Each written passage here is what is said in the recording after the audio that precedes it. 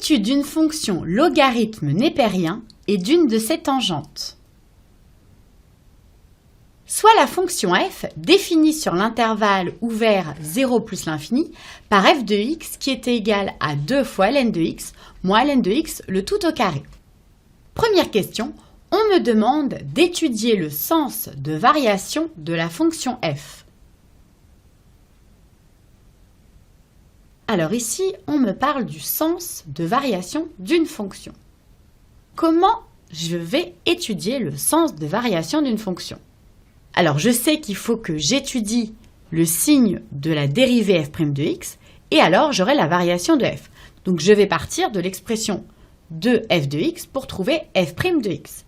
Alors avant de dériver une fonction, il faut que je m'assure qu'elle est bien dérivable et donc qu'elle est bien définie sur son ensemble de définitions. Mais ici, je vois que l'ensemble de définitions, c'est 0 plus l'infini, 0 exclu. Et lorsque je regarde l'expression de f de x, je vois que c'est 2 ln de x. Ln de x, logarithme népérien, je sais que c'est une fonction qui est définie sur 0 ouvert plus l'infini. Donc là, il n'y a pas de problème, on est sur le bon intervalle. Et là, je vois que c'est la composée d'une fonction ln par la fonction carré.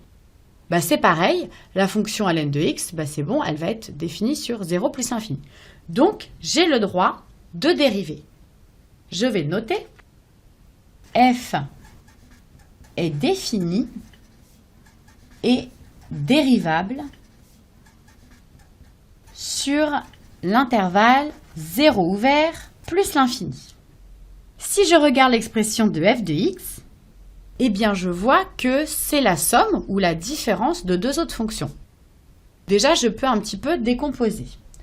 Donc, ce que je peux écrire, c'est que je sais que f de x, si je réécris, c'est égal à 2 fois ln de x moins ln de x au carré. Donc ça, c'est pas un souci, c'est une fonction usuelle. Par contre, ça, je vois que c'est la composée d'une fonction. Donc, je peux noter ici que ln de x au carré, c'est égal à u de x au carré avec u de x qui est égal à ln de x. Donc j'écris que ça c'est égal à 2 ln de x moins u de x au carré avec, donc j'ai posé que u de x c'était égal à ln de x. Je sais que la dérivée d'une somme ou d'une différence, c'est la somme des dérivées. Donc je peux commencer par regarder d'abord cette dérivée et après cette dérivée. Alors, ln de x est une fonction usuelle. Peut-être que je peux avoir un petit rappel de cours pour avoir sa dérivée. Dérivabilité de la fonction logarithme népérien.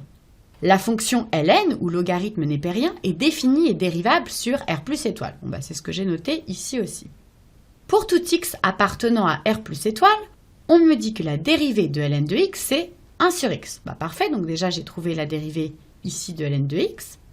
Et on me dit aussi que si la fonction u est dérivable sur i, tel que pour tout x appartenant à i, on est u de x qui appartiennent à r plus étoile, on a la dérivée de ln de u est égale à u' sur u. Alors là, c'est pas ce que j'ai, il ne faut pas que je me trompe, parce qu'ici, j'ai pas du ln de u, mais j'ai posé que ln était égal à u de x. Donc ça, ici, pour l'instant, ça ne va pas nous servir. Mais j'ai déjà la dérivée de ln de x, donc je vais le noter. Je sais que la dérivée de ln de x, ou alors qui se note ln de x', c'est 1 sur x.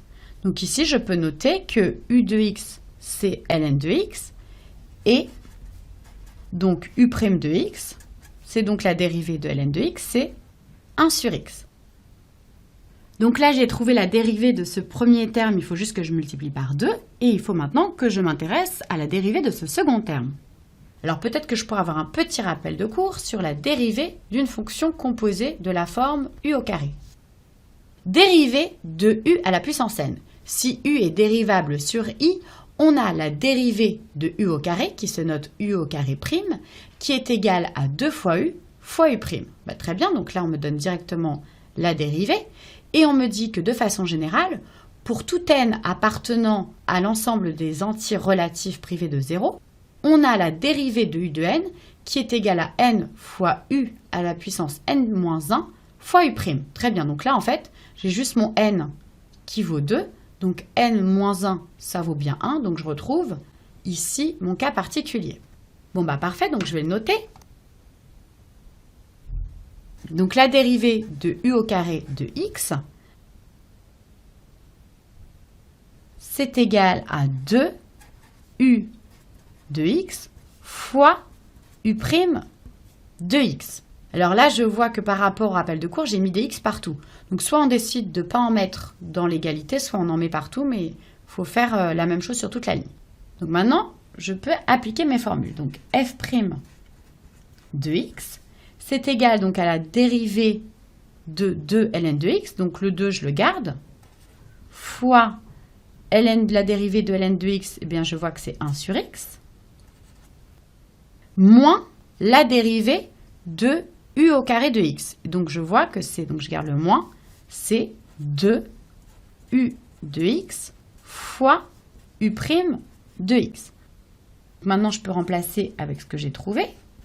Donc ça me donne 2 sur x moins 2. Alors u de x, eh bien j'avais posé que c'était ln de x.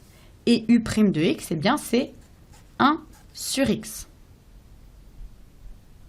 J'ai donc trouvé ma dérivée f' de x, mais je sais que je vais devoir chercher son signe, donc c'est toujours plus simple de chercher le signe sur une forme factorisée. Donc je peux factoriser parce qu'ici je vois que j'ai 2 sur x et là j'ai 2 sur x. Donc je peux écrire que f' de x, c'est égal à 2 sur x, facteur de 1 moins ln de x. Donc je peux souligner ma dérivée. Alors maintenant que j'ai trouvé ma dérivée, je vais pouvoir étudier son signe pour trouver les variations de f. Étudions le signe de f' de x. Alors, comme c'est un produit de facteurs, je vais regarder chaque facteur. Donc déjà, 2 sur x. Alors moi, je suis sur quel intervalle? Je suis sur l'intervalle 0 plus l'infini.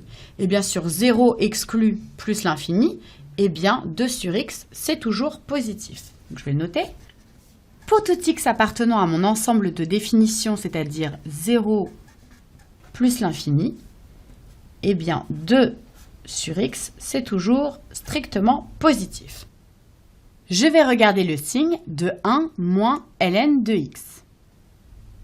Alors 1 moins ln de x, c'est positif lorsque 1 est plus grand que ln de x. Le but, c'est de trouver pour quelle valeur de x je vais avoir ça. Donc il faut que ici, je puisse isoler le x. Donc là, je vois que j'ai du ln devant. Donc pour enlever le ln, eh bien, je vais composer par la fonction exponentielle. Alors pour composer par la fonction exponentielle, je dois me poser deux questions. Déjà savoir si je suis sur le bon ensemble de définition. Je sais qu'exponentielle, c'est défini sur R, donc il n'y a pas de souci. Et après, regarder si exponentielle est croissante ou décroissante. Si c'est croissant, ça ne change pas le signe. Si c'est décroissant, ça change le signe. Et bien la fonction exponentielle, je sais qu'elle est croissante sur R, donc ça ne va pas changer le signe et je peux composer. Donc je vais le noter. Alors, on peut composer par la fonction exponentielle croissante et définie sur R. Comme je sais que exponentielle et logarithme sont des fonctions réciproques, eh bien, on va pouvoir enlever le logarithme. Ça équivaut à exponentielle 1, ou e de 1, c'est la même chose, donc ça ne change pas le signe, strictement plus grand que exponentielle de logarithme de x. Alors, exponentielle de 1, je sais que ça s'écrit aussi e de 1. E de 1, c'est comme la valeur e à la puissance 1, donc c'est e. Et là, je sais que ce sont des fonctions réciproques, donc pour tout x appartenant à R plus étoile, eh bien je sais que exponentielle de logarithme de x, eh bien c'est égal à x. Donc je peux simplifier tout ça. Ça me donne e strictement plus grand que x. Donc ce qui veut dire que 1 moins ln de x, c'est positif lorsque x est plus petit que e. Donc je vais faire un petit tableau de signes pour mettre ces valeurs. Je vais mettre les valeurs de x. Je sais que l'ensemble de définition, c'est 0 exclu, donc on ne le prend pas, on fait la double barre. Et ça va jusqu'à plus l'infini. Donc 2 sur x, j'ai vu que c'était tout le temps positif, donc ça ne pose pas de problème. Et par contre, j'ai vu que 1 moins ln de x était positif lorsque x était plus petit que e. Donc il faut que je mette e. Je vais faire un petit peu de place. 1 moins ln de x, hop, ça a toujours comme valeur interdite 0. Par contre, ça s'annule en e. Et j'ai vu que c'était positif lorsque x était plus petit que e. Donc le plus, il va être là, et le moins, il est là. Donc si je fais le produit, ça me donne f' de x. Et ça me donne plus fois plus, ça fait plus. Ici, ça s'annule. Et plus par moins, ça fait moins. Donc pour les variations de f, eh bien je sais que lorsque f' de x est positif, f est croissante.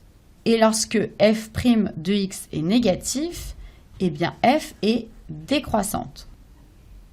En conclusion, je peux écrire que f est strictement croissante sur l'intervalle, donc 0 ouvert, e ouvert aussi, parce que j'ai mis que c'était strictement croissant, et f est strictement décroissante sur l'intervalle e plus l'infini. Je peux souligner ma solution et je vérifie. Et j'ai bien f est strictement croissante sur l'intervalle ouvert 0e et f est strictement décroissante sur l'intervalle ouvert e plus l'infini.